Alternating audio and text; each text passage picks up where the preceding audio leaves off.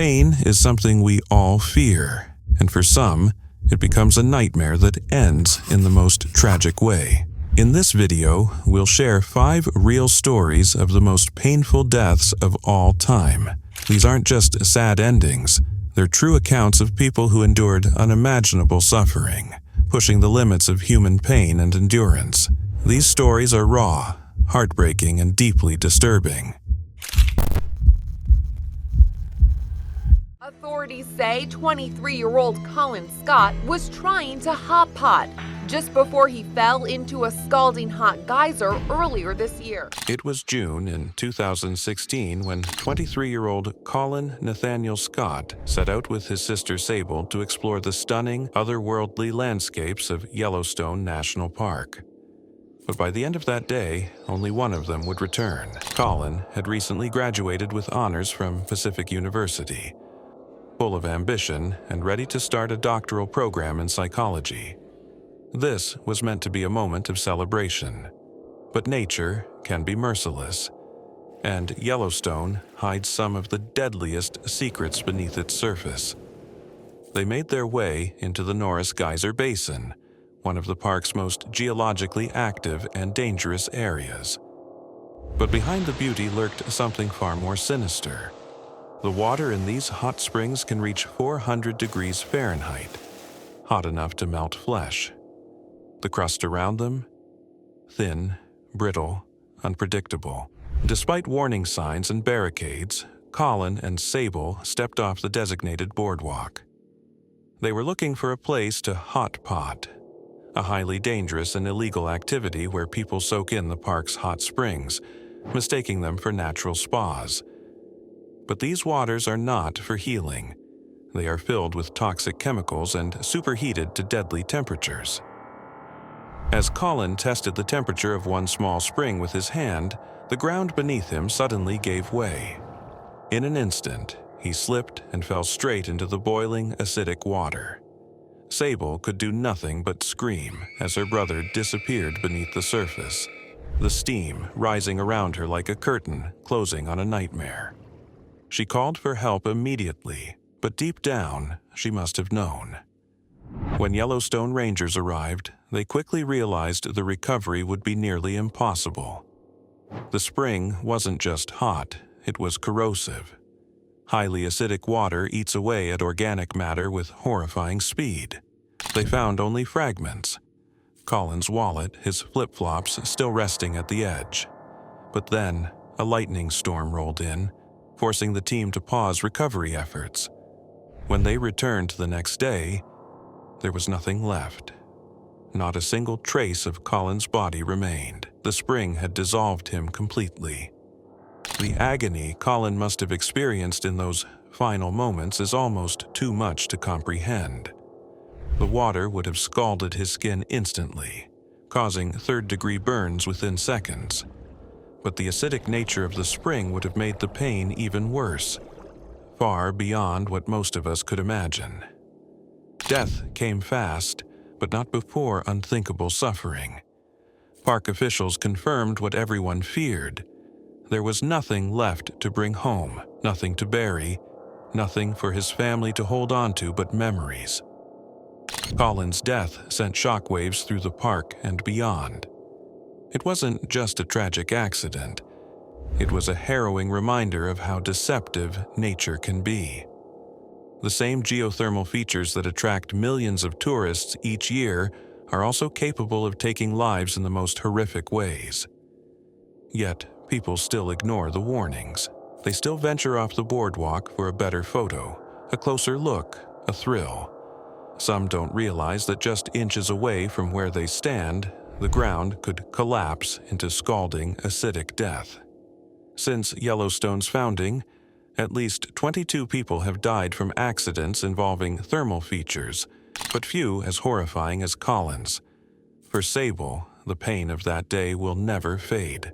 She had to watch her brother vanish before her eyes, knowing she couldn't save him. On November 23, 2018, 76-year-old Loretta Pickard perished in a fire at her Polk County, Florida, home. It was November 23, 2018, just another quiet evening in Polk County, Florida. But for 76-year-old Loretta Pickard, it would become the setting of an unthinkable nightmare. Alone in her remote log cabin, relying on a walker to move, Loretta's world turned into a prison of smoke and fire in a matter of minutes. She did what anyone would do. She called 911. Her voice was steady at first. She told the dispatcher her house was on fire, calmly, trying to hold it together. On the other end of the line, the dispatcher asked questions, took notes, promised help was on the way. But time was running out, and Loretta knew it. The smoke came fast. Every breath burned. Her lungs began to fail her, but she stayed on the line, hoping someone would arrive in time. She asked softly, "They know I'm in here, right?" Her voice, once steady, was now tight with fear. She was trying to unlock the front door, trying to survive. Outside, firefighters had reached the scene, but they didn't go in. The fire was intense, the cabin far from any water source. They said they had to wait for more water, wait for backup. But Loretta didn't have time to wait. She stayed on the line for nearly 20 minutes as the fire consumed everything around her. The dispatcher kept repeating the same words, "Help is coming."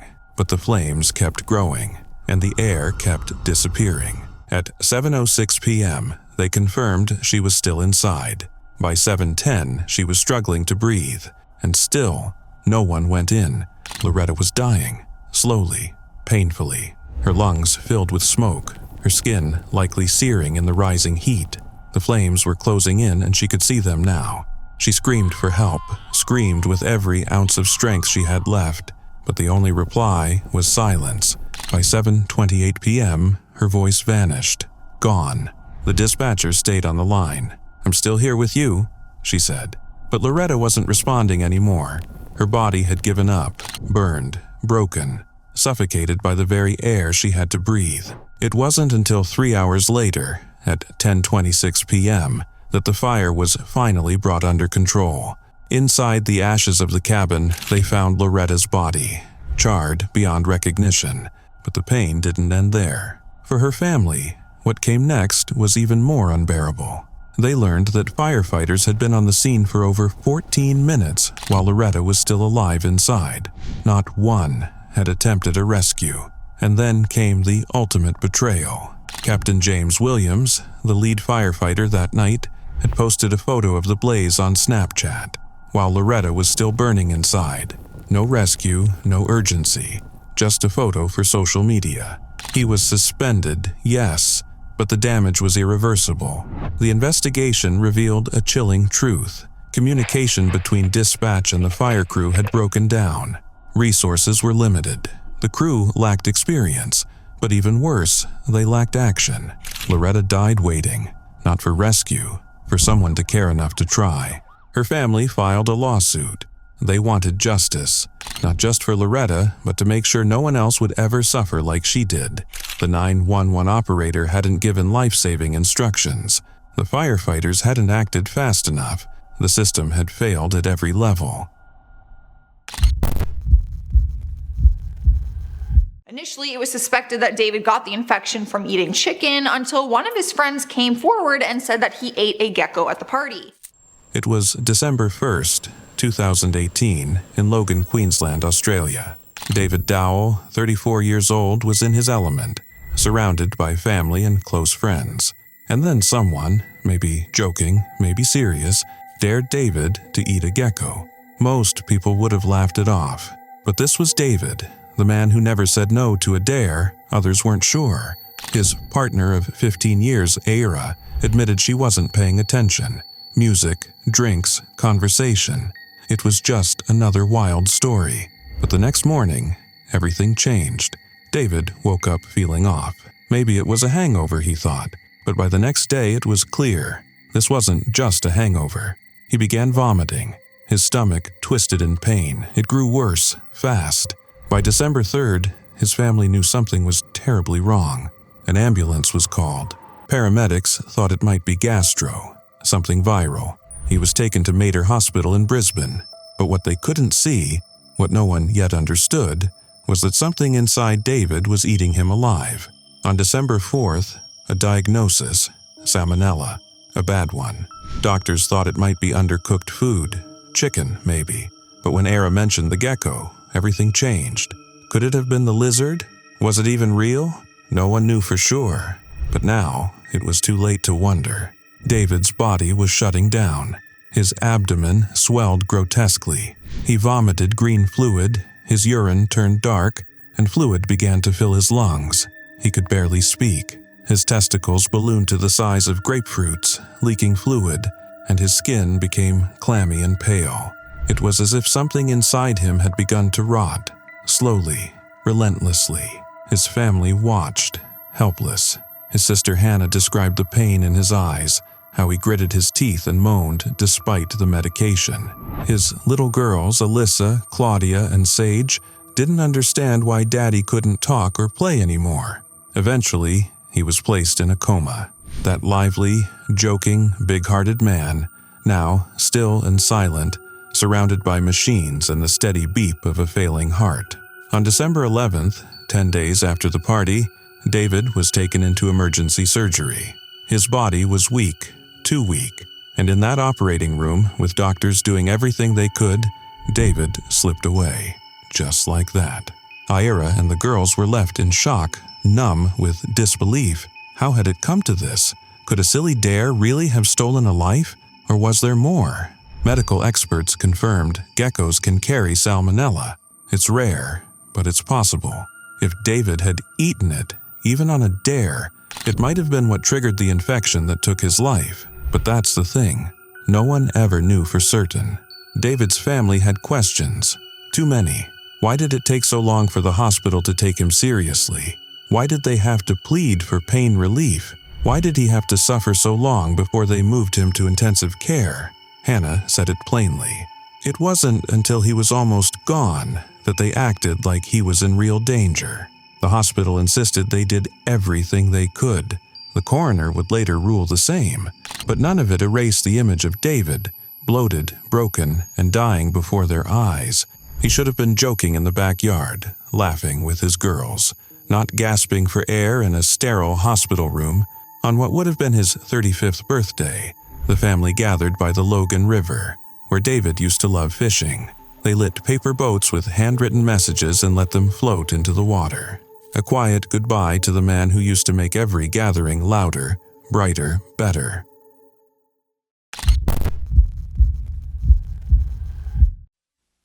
Her name was Michelle Dufault, and she died a month short of graduation from Yale with a degree in astronomy and physics. It was April 12th, 2011, just weeks before she was set to graduate from Yale. The future was almost within reach for 22-year-old Michelle Diao. She was brilliant, majoring in astronomy and physics. That night, Michelle was alone, working late in the Sterling Chemistry Laboratory's machine shop. It wasn't unusual. She often pushed herself harder than anyone else, staying long hours, always striving for perfection. She had the mind of a scientist and the soul of an artist, active in sports, gifted on the saxophone, and a proud member of Yale's Precision Marching Band. She had plans, a life waiting beyond the campus gates, but none of that would matter within the next few hours. In that quiet, sterile room, Michelle was operating a lathe, a powerful machine used to shape metal and other materials. It was dangerous work, even for the experienced.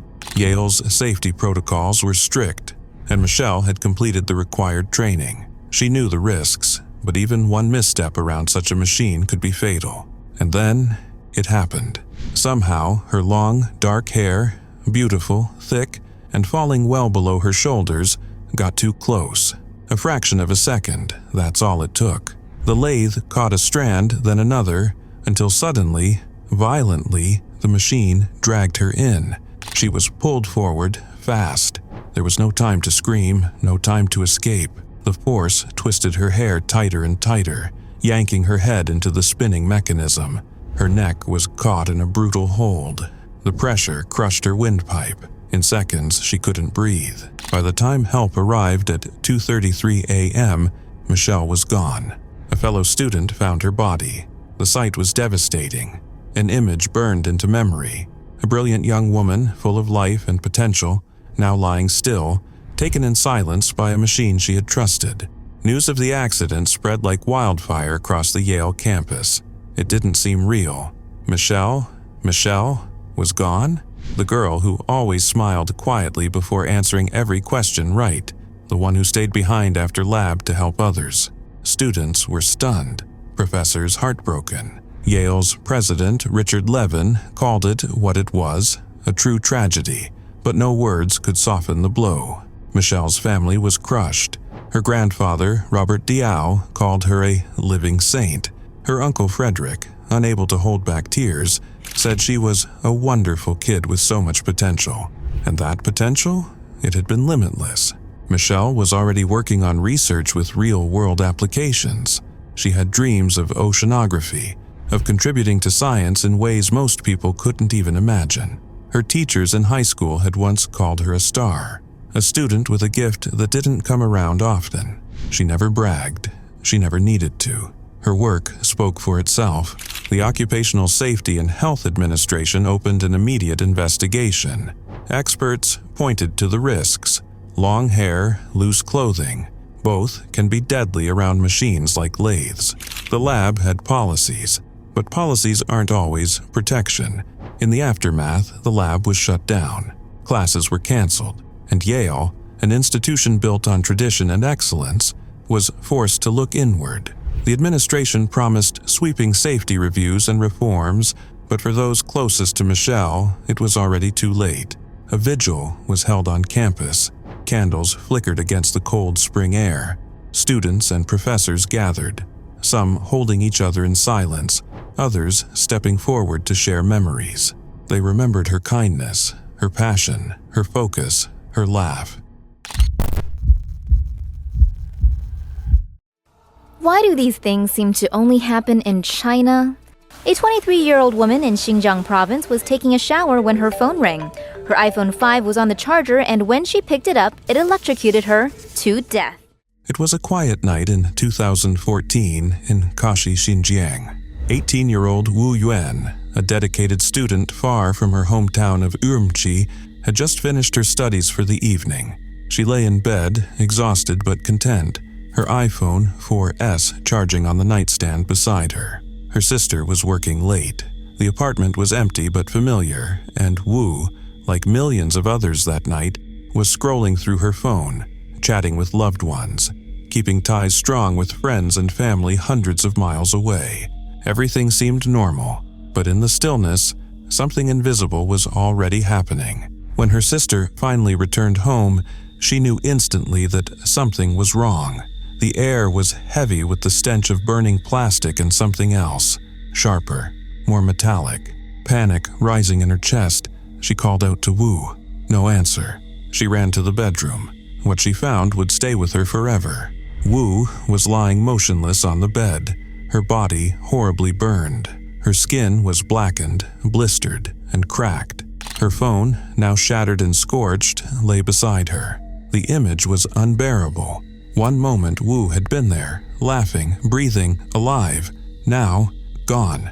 She called for help, her hands trembling, but it was too late. Wu Yuan was already dead. The investigation that followed revealed something chilling. The cause of death, electrocution. The current had entered through Wu's hand and foot, traveling through her body with unrelenting force. The source? A counterfeit phone charger. The device, meant to provide simple convenience, had failed catastrophically. It leaked electricity, surging through the cable, into the phone, and then directly into Wu as she used it. She never stood a chance. Imagine it. The quiet beginning, the stillness, then a sudden jolt, a flash, a scream that may never have had time to escape her lips, high voltage current ripping through muscle, nerves, skin, everything. The heart, trying to beat, suddenly stops. Muscles lock up, every fiber of the body in agony. Electrocution doesn't give warnings. It gives you pain, and then it takes everything. All from a phone charger, and not just any charger. A counterfeit one. Cheap, flimsy, lacking the safety mechanisms that real chargers are built with. The kind of corners cut by manufacturers who care more about profit than human life. Wu wasn't the first. She wouldn't be the last. In 2015, a world away in Moscow, a young woman named Evgenia Sedenko met a similar fate. She was 24, taking a bath, her phone charging nearby. It slipped, touched the water. Her body went rigid in an instant. Her heart stopped. Her roommate found her minutes later, too late. The charger? Counterfeit.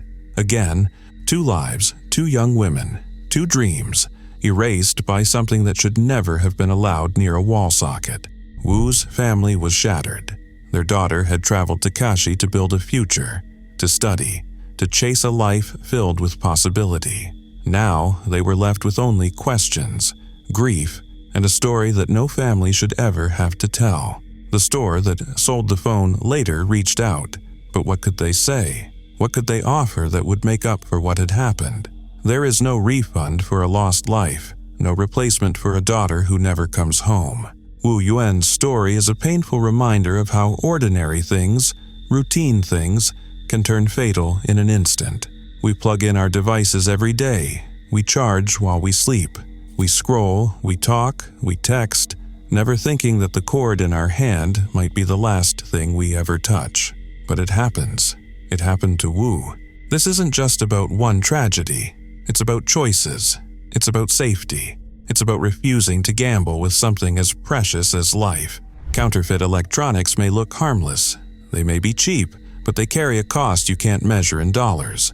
A cost paid in pain, in screams never heard, in futures never lived.